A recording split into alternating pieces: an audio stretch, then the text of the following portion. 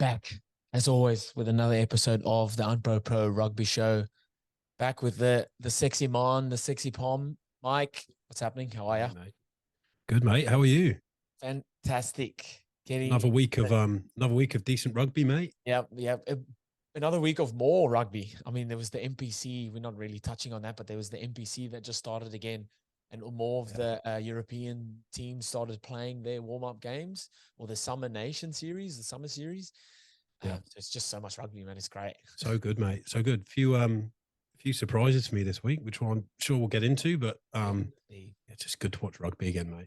I was not expecting some of those scores, but after watching the games, the scores made sense.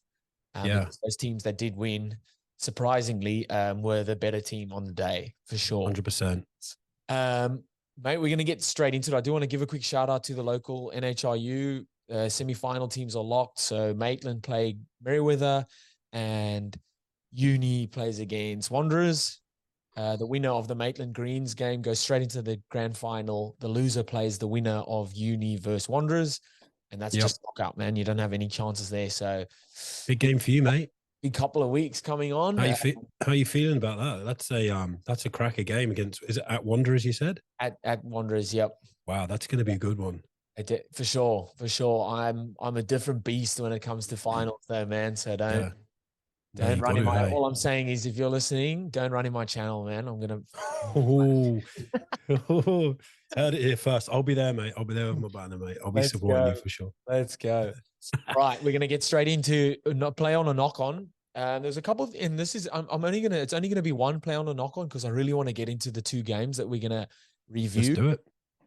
This is a rugby one, and it is and it is a fly-off specific one. There was a couple of games, especially, so there's one, the Aussie All Blacks game, and then there was an NPC game that I saw that this was the reason that decided the game. As a 10 or as a kicker, play on a knock-on, a last-minute penalty to win the game. What's your play on a knock-on? Playing on. Yeah. Playing on I could never knock that on. The only thing I've got about that is it doesn't matter what sport it is, if there's a situation at the end of any game where one individual can win the game, it sort of takes the focus away from the team effort at that point, and the focus is solely on the kicker. I understand that's part of their job, and it's like, he's nailed a clutch kick. I get that, but as a kicker, I'm playing on massively. As another member of the team, I'll probably knock it on, but I'm not. I'm speaking from a fly house point of view, and there's a massive play on for me. Do you know what I'm saying there? It's like all the focus goes to the kicker, and it's like everyone jumps on the kicker rather than everyone jumping on themselves. Yeah. But in like the other side of it, if the kicker misses it, then it's like, oh, don't worry, mate. But as the kicker, you're like, fuck. I really want to, but I've been in that many situations where you miss it, and then it does, like, no matter what, then the team has done throughout the game. It's like, mate, that was you're supposed to get that. And at the start, first few times, so I remember the first 3 times it happened to me, I missed all 3. Yeah, and I was like, that really sucks. But like, I was so focused then on the result rather than going through the process of actually lining up right, doing everything right leading up to that kick. And then the next 2 times I've done it, I've landed it, and it's pretty cool. Well, I've been in both situations as well. I remember playing in a cup final for my school. I had a kick in front of the post, and I hit where the crossbar meets the post, like that angled bit, mate. It was. I was 15, never ever forget that. And then I played for a team called Campbell when I was on loan. We played a team that was a close game in the first round, and we played it, and we were like 10, it was on the 10-meter line, just on slightly to the left of the post. Yeah. I was chucked this ball to put on the tee because the ball was in the crowd somewhere, and it was like 30% flat. I'm lining this kick up going. Sometimes you can kick those flatter balls a little bit further, and I'm thinking, oh my gosh, mate, it literally, as soon as it left the boot, I just knew. And it just sailed through the post. Probably one of my bigger, well-timed kicks. And I was just like a bit of a grandstand there. My mates around me, I was like, this is what. But I'll always remember that cup final when I was 15, hitting the post and the crossbar combined to to knock us out of that cup final, man. So anyway, yeah, I'm playing on as a kicker for sure. 100%. I love those moments. Like I'm always keep a close check on the time when it gets close like that, and you're like, this is it. Give it to me. Yeah, Give me a penalty. that's it. But talking about your one that you've missed, like you hit the crossbar. I've kicked in front of the post under the crossbar. At least it was on target. Mine didn't even hit the target. Do you know what I mean? So yeah. Not good. I'm guessing we're going to see a plenty more of those throughout the World Cup, because I really think it's going to be tighter games. Kicking is going to be so important. Yeah, it's good to see like some of the kicks on the weekends from some of the kickers. Man, I've written it down. Yeah. I've written this down, mate. We talk about it, being tight games coming into the World Cup, and it's going to come down to kickers. I saw some unbelievable kicking on the weekend, but we've touched on this in every episode. The importance of a goal kicker and a regular goal kicker and a consistent goal kicker is so important when it comes to, at the end of the day, I guess if you get a penalty as a team, you want to go, oh, we've got Lee Halfpenny, we've got Mwanga. We know if he misses, it's going to be rare. Whereas some teams at the moment are a bit, who do we put in? Who do we kick? And this is probably now the time to experiment, but you need, going into that World Cup, you need some consistency with their kickers. And like you said, the way that World Rugby's going now and how competitive it is, they're going to need an out and out goal kicker for sure. And you could probably go back through all the World Cup winners. They've all had like 80, 90% kickers in their team. So yeah, I agree, mate. It's so important. So guys, we'll be covering or reviewing the Aussie or the Wallabies All Blacks game, and then the England and Welsh game, which was great to see our European counterparts getting stuck into each other. So Aussies or Wallabies All Blacks game, 20-23, a massive turnaround from, that's the All Blacks winning that. Massive turnaround from the Wallabies. I think their 10 minutes that they played really well the week before, they've extended that to 40, 50 minutes. But in saying that, rugby's 80-minute game, and All Blacks with the different guys that they started with a couple of disruptions in the team with selections. Obviously, you need to have a group of guys going to the World Cup, so making changes was always going to be a thing. Still grinded out, still winning. It was good to see. It was good to see the Wallabies, I feel, gain quite a lot of confidence in that game. The one thing that does concern me, and I don't want to be on this podcast thinking I'm putting the Wallabies down, because I'm not. I'm just trying to be a realist about the current situation. As you look at the Wallabies backline, pretty much full strength. A few changes for the Kiwis as well. And like we again refer back to it, we've talked about players being able to slot into that New Zealand team and just carry on where the last person left off. There was a few changes there, and the Wallabies were pretty much, full strength. So, yeah, great from the Wallabies. But being a realist, it's that consistency thing. Like you said, took that 10 minutes of great rugby in the prior test into this one. They can take so many positives from this test, 110%. But they just need to find that consistency in positions, like we touched on again, in terms of who's playing 10, who's playing 15, back them, give them that jersey, and let them lose it for themselves. Because, again, going into bigger games when the All Blacks bring a few changes and still perform like they did,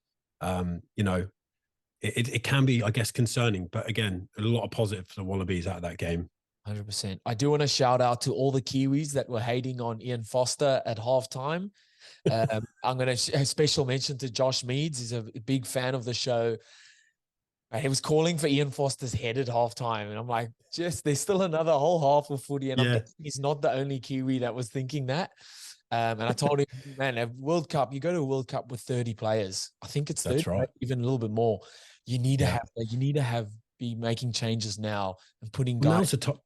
Yeah, now's the time to be changing. Now's the time to be, ring, like Eddie Jones has said, you got to blood players, you'll do this and do that. And he's right. We bagged him out a little bit for, what he's been saying, but he's right. Now is the time. No one's going to remember this game if the Wallabies make the World Cup final or even go on and win. They're going to probably, if they don't do well, they're going to go back and go, well, look what he done prior to the World Cup. If they do well in this World Cup, you watch what the media do. They'll say this was genius from Eddie Jones. So, it's a bit of a double-edged sword, shall I say, in terms of, like, for Eddie Jones and how he portrays himself and what he does. Like, there's got to be logic behind all this. And I think Look, I would never have written the Wallabies off in any game or any tournament. You know what they're capable of, and it's just a case of them turning up and showing what they can do because they've got the talent. That's for sure.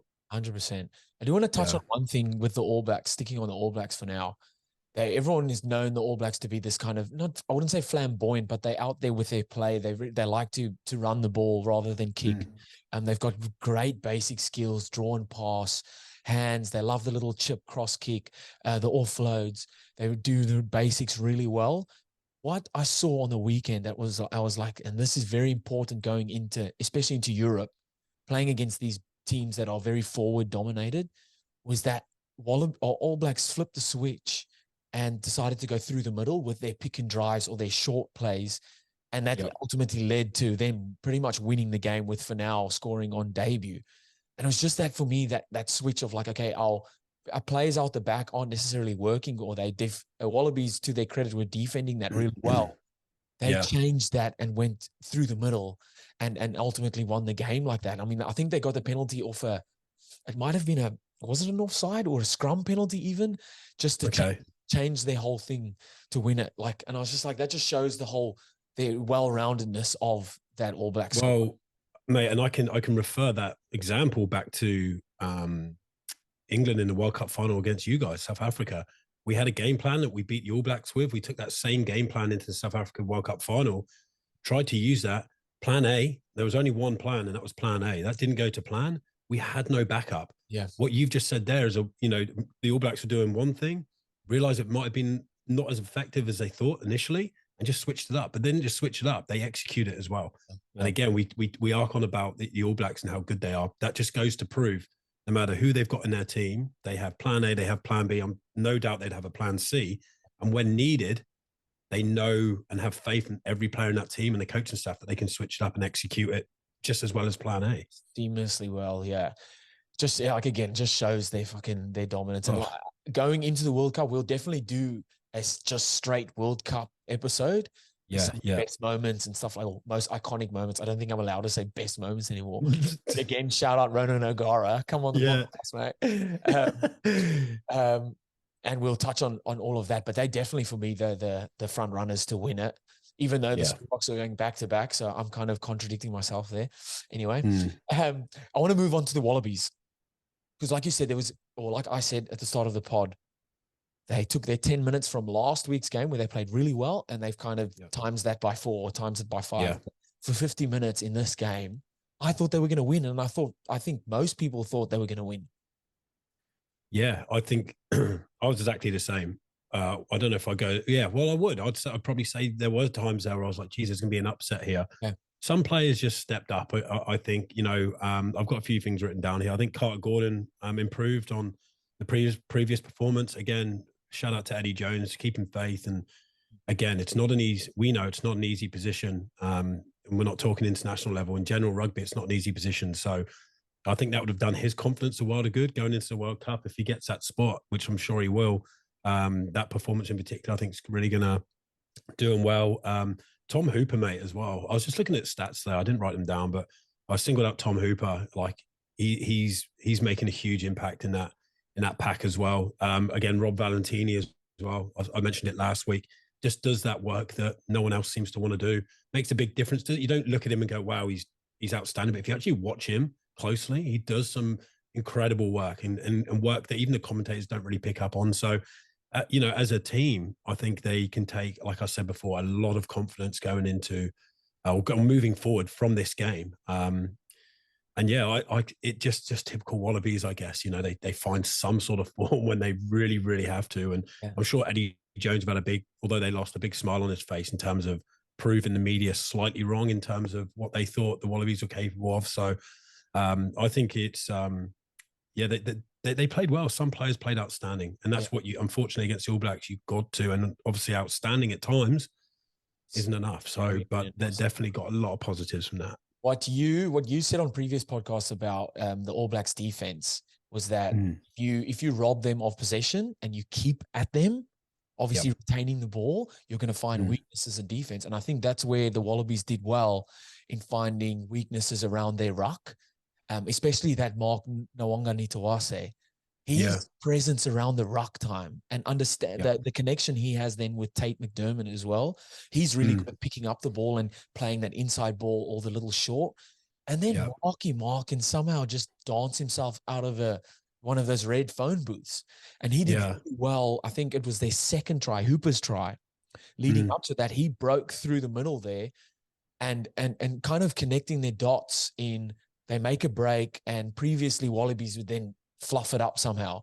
Now they've made a break and been a lot more patient with the ball. We need a couple of hit ups after they've sucked the All Blacks in, and then players running onto the ball in depth. Hooper's then crashed over in the corner. Same with the Corribetti try.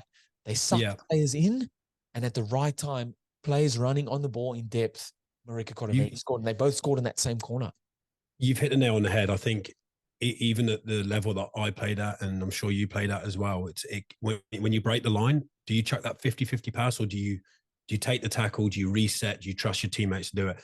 In those situations against any international team, if you don't take those opportunities when they're given, and you squander them through a silly knock on or a 50-50 pass, be patient, trust your teammates. And Australia done that, and they were persistent, and they got the rewards for it. I just think, like you mentioned at the start, it's got to be consistent for longer than 50 minutes. And I know 50 minutes is a long time to play good rugby for at that level. But if you're going to match it with the best, it just has to be, 80 minutes, at least 70, at least 70 minutes. So they were persistent. I saw a huge change in the Wallabies this week. A huge change. Yeah. And it was from I'm English and we got a big rivalry against the Wallabies, but it was good to see a competitive game. Yep. After the last few performances and the Wallabies not going too well, but to see the way they performed, man, like it was good to see. And it's good to see potentially another strong team in the World Cup moving forward if they can take that momentum forward. I think with Eddie Jones's chat meter, I think the Wallabies form is like halfway there now. Yeah, they're getting there, and it's only way up. So it's looking good. I want to shout out them on their defense as well. So just leading up to, obviously Mo'unga got the penalty late, like 2 minutes to go. Yeah. Before that, the Wallabies defended 20 plus phases between the 20-meter line and the 10-meter line. Then they pushed the All Blacks to do something stupid, which was a cross kick, and Mo'unga fluff kicked it direct out. I think that you can get a big, massive confidence from that. Like defending 20 plus phases against the All Blacks that are throwing everything at you, that has to be a little confidence booster. Defense is key, right? It's a bit cliche, but defense wins games. But at the same time, with that defense, which you touched on, I had written down about their defense in that particular moment. If you can defend that well and you can back it up with great attack and scoring points, you got pretty much got your complete team there. Yep. But again, consistency through the whole game, defending like that, which was unbelievable. Like you said, it's not a average team they were playing. They were playing against some big athletic boys, and they're so fit as well. They can keep going for 80 minutes. If they can back it up with points, mate, I mean, they've got the core base there of exactly what they need. Yeah, and to compete against your back. Slowly just touching those, connecting those dots. I think it is. Maybe it's not going to happen overnight either. No, exactly. You know what I mean? It's going to take time. And like I've said, with Eddie doing what he's doing and building for the World Cup, that's the pinnacle. It's the World Cup. Yeah. Like I said, no one's going to remember these if they do well. They'll remember them if they do badly. But Eddie knows what he's doing, man. He knows what he's doing. That's what I said back. Trust in Eddie. And I want to give a last one to the shining lights from last week that we touched on. So guys like Angus Bell, Jordan Pataya, Mark Nwanga Tawase, Andrew Kellaway, and then adding on Tate McDermott and Carter Gordon. Again, in positions where there's been lots of chop and change. I think these guys, that's it, man. Well, you just jumpers, let them play. You've singled them out. You've singled all those players out in key positions this week. So the fact they all played super well. Callaway, I thought, was outstanding. Yep. A fullback. I think he has to be there. He's just solid. Yeah. For me, I enjoy watching him play there. There's nothing better, even when you're playing, to know that your fullback is solid in defense and attack, because you're like, if someone breaks the line, is he going to tackle him? But with Callaway, he's going to do his best. Yeah. I had a few stats down here. Where is it? Mackenzie as well. Shout out to Mackenzie. I think, Damien Mackenzie, I know we're switching to New Zealand here, but to have him in the team to play multiple positions is, a lot of teams would love a player like Damien Mackenzie in that team. Like, you got Mo'unga, you got Barrett at 10, but if all else fails, you got Mackenzie can slot in, and Mackenzie can slot in at fullback. He's played on a wing before. Like he's such a, and I can refer to this when we move on to the England game, and who hasn't been selected for that World Cup squad. But there's just, yeah, I just enjoyed the game. I think, Stevenson and Finau as well for the All Blacks on debut. Unreal. Yep. Like, again, I just love seeing these new players coming through. It's exciting as a rugby fan to go, these guys are going to be playing on the biggest stage soon. Let's see how they can perform now. Let's see what they're going to be like if they get into that squad and when they perform at the World Cup. Yeah, and shout out to Stevenson. So Shooter Stevenson, his nickname given by the rugby world, he has scored on debut for every first-class team he's played for. Is that right? Yeah, how cool is that? That's a cool stat. Yeah, so no nudie runs for Stevenson. Yeah, no nudie runs for Stevenson. How good. Yeah. I think that was it. I'm excited to move on to this next, to kind of dip our toes into the European teams. It was great to watch. I mean, we focused on the England and Welsh game. I mean, not beautiful to watch for you, but it was great to, like, I watched the Scotland and French game as well, and then quickly watched the Ireland and Italy game. Some good rugby being played. Look, mate. Oh, yeah, great rugby being played. It's a bit, I don't know. So you're not wearing the England jumper again? I'm not. No, I'm not. I'm not. I'm not. And for good reason. No, not for good reason. I shouldn't say that. They're my home nation. Look, England-Wales is always a tough game. The rugby that I haven't watched the amount that you have. But again, I've watched clips of highlights, and again, players and teams in forms going into World Cup. You can't ask any more than that. But if we're going to touch on that Wales-England game, 20 points to 9 at the Principality Stadium, mate, that stadium, have you ever been there? No. But just going off the anthems, holy shit. Mate, I've stood in that stadium many times, but I've been there once for a Six Nations game between Wales and England with the roof closed with 90,000 people. And that Welsh anthem, let me tell you, there's something about the Welsh anthem with the roof closed with 90,000 people. I promise you no other nation, and shout out to Wales for that, can do it like the Welsh. It's an experience of a lifetime. And that's as a supporter standing there. As a player, it just must be like, brings me goosebumps just thinking about it, because as a player, it just must be just, I don't know, spine tingling. It must just be a moment in your career where you go, wow, especially your first time playing there. I'm talking from a fan's perspective, but always a tough place to go, mate. Again, not the strongest teams from both sides. But again, leading up to the World Cup, you need to see who's there and who's going to be able to stand up in those big moments. But I don't know. It was painful to watch, mate, to be honest. It really was. The mix of experience and inexperience from both sides, especially in the England team, I think hurt us quite hard. Yep. Is it important, the result? I don't know. Yeah, yes and no. We've blooded some players there and they've done extremely well, but I don't know. What were your thoughts on that game? I think, like you said, it wasn't the strongest from both sides. I think the Wales picked the stronger side, like more players there would start than the English side. They had a couple of players playing, like it was Lee Halfpenny's 100th cap. They had George North sitting on 100 and something caps as well. Dan Biggar come on at a very important part of the game. He's over 100 caps as well. Yeah. Man, their variations on the box play, so like your league box play with the front runner and the out the back is beautiful. I love watching that. They run it at so deep into the line and such depth in their passes, and it works out so well. I think they run that really well.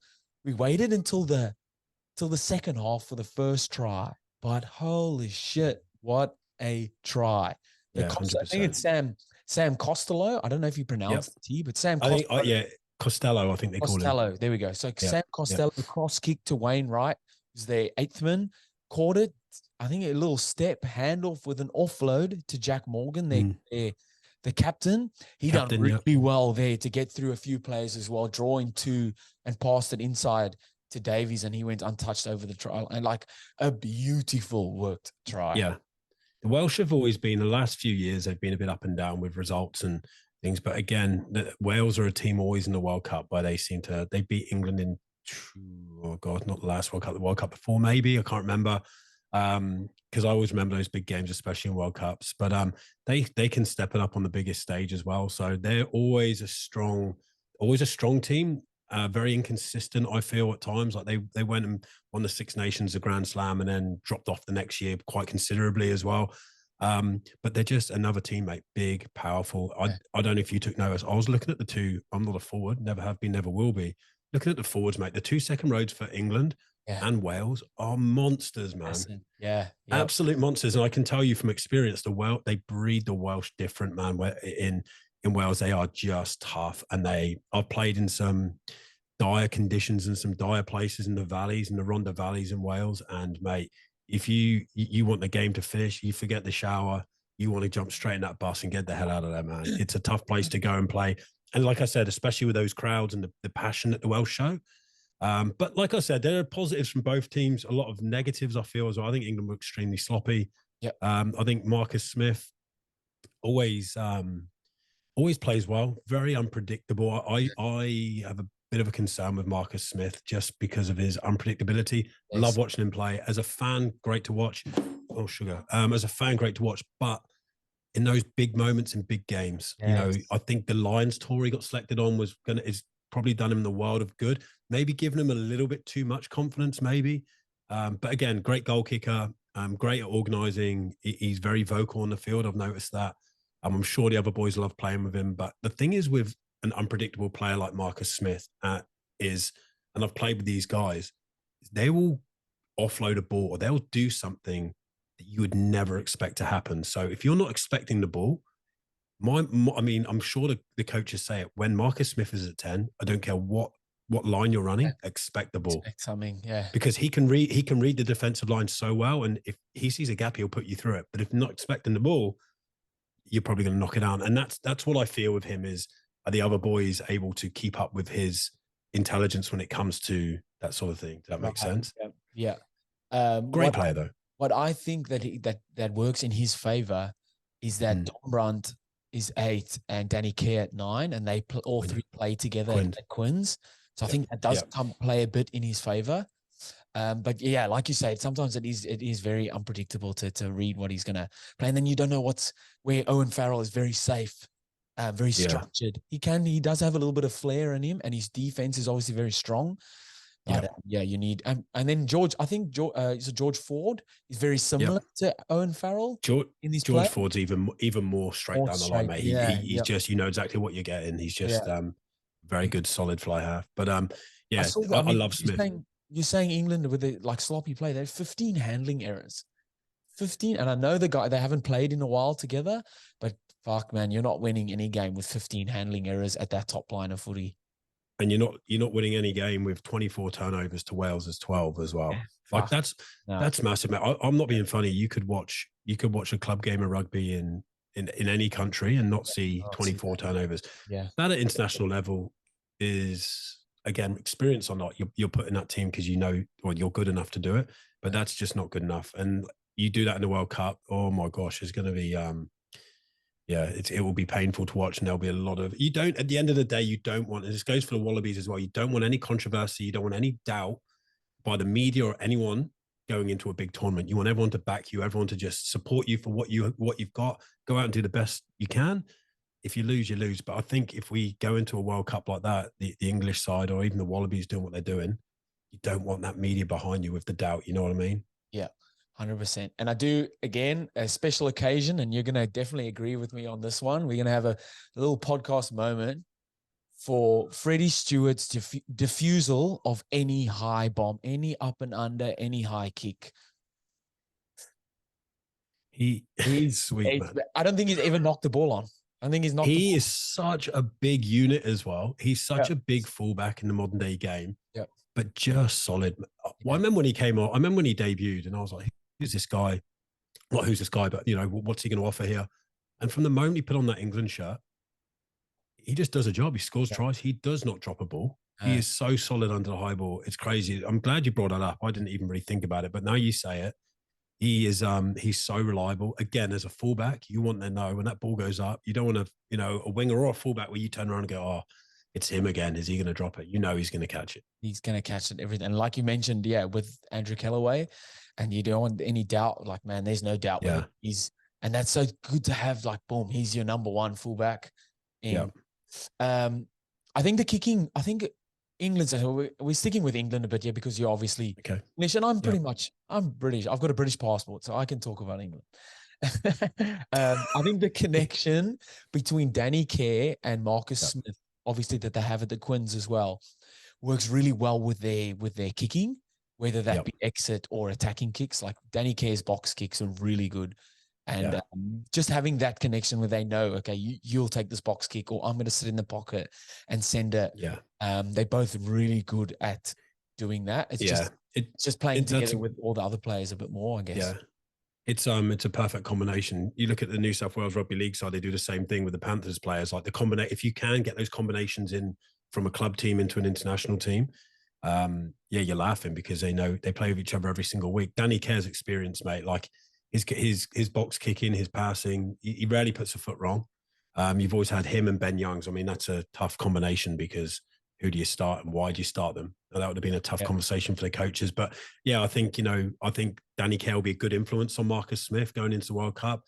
I think he will be that sort of player too. And I'm sure he probably already does it at club level as well, as bring Marcus Smith down a peg or two if he is getting a little bit too much or a little bit excited, because you got Farrell outside and you got Care inside him. It's like you wouldn't want, in terms of the English side, two more experienced guys to ground you when things get a little bit tough or you get a little bit excited. So that combination is could be vital. But yeah, 100%. I think when you play with anyone long enough, it just becomes second nature. And if you can combine them at an international level, perfect. Yeah. I think Danny Care will be really good for Van Portfleet that's coming through, the young nine. He's just also bigger body. So that's a bit different for an English nine, but it is. But do you remember Mike Phillips for Wales, the nine? Yes. So he was like the first real big nine. I think he was 6, I don't know, maybe 6'2", 6'3", big lad. And it was just weird to see a big, tall number 9, like to get down that low constantly. But I think, size matters now, for a lot of people, not everyone, including myself. I do want to quickly jump to Wales because we'll wrap it up a little bit quicker podcast this week, guys, because I've got 2 sick kids, and so I should actually be having a tap on the back or something from you for spending time with you guys today. But man, the Wales one-on-one defense, I know you touched on how tough they are. And you see that one tackle on Jack Morgan did on one of the England, like, man, he was going back at a stage and just lifted up that perfect tackle technique. Yeah, just big physical boys, and again, big and physical doesn't matter if you can't execute your tackles. But yeah, they just seem, again, like the Wallabies, can take a lot of pluses, confidence out of that game against England. I feel the Welsh, they'll love that.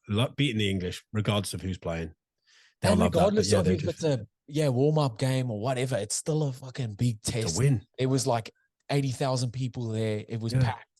When I said about bigger coming on at a vital time with that experienced head, what I noticed with England's D, they were getting really rushing Wales. He read really well and put in a little grubber. And they got that ball back.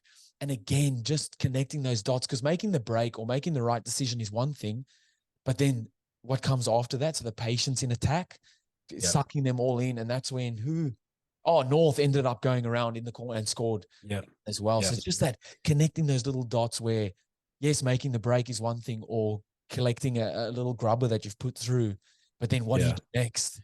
And everyone's reacting to that. Yeah, and you're exactly right, mate. And also, the experience of bigger and that's where England have got to change their game plan. If they're rushing and they're seeing that and executing plays after that, you're going to have to change up and have that plan B. But another shout out to the 2 Welsh props as well, both on debut as well. I mean, at times I saw them struggle a little bit, but against an experienced front row for England. But mate, look at the score, 20 points to 9. They're doing something right. So again, even 2 props for Cardiff, I forget their names, but they were on debut against a strong English pack, going into a World Cup, a lot of confidence for them as well. So that people think these, I've read a lot this week as well, and people say, they're dead rubbers, they're this, they're warm-up games for World Cup, but they're not. Well, they are. They're not dead rubbers, don't get me wrong, but they are warm-up games, but they're also a huge confidence boost for a lot of players and teams when they're going into a World Cup. So England better, I'm sure England will be okay. Is this only people that are saying it that on the teams that are losing? Do you Yeah, think? normally it is. Hey, Yeah. yeah, no, you're right. No, Yeah. you're dead right, mate. It's not. It's always the teams that are losing where the ex the most capped forward for that team ever, or the ex captain comes out and goes, "They're dead rubbers. They're nothing. We're just blooding players. It doesn't matter. It's an international win. It's at the Principality. It's 90,000 people. It matters, and they know it matters." But 100%. yeah, it's just. I mean, the defense was close. Like Wales completed 90% of the tackles, England 87%. The reason I wrote that down is it was a big one for me because I didn't think it would be that close. But if the defensive percentages were that close, it goes to prove that Wales executed everything so much better because their defense was so close. Yep. So Wales have just taken their time, executed their plays, executed whatever they were doing, and they came out convincing winners. Well, I'll say convincing, but to me, it was convincing because England just didn't play well. No, exactly. I'm with you on that. I thought like Yeah. they kind of felt each other out in the first half. And then, Wales went. And like you say, the defense was so strong. You only had a couple of opportunities on attack. And was obviously executed. And with England with 15 ball handling errors, like you're not executing anything there. I thought Ellis Genge tried his dick off. He does every game. Mate, he's a West Country boy.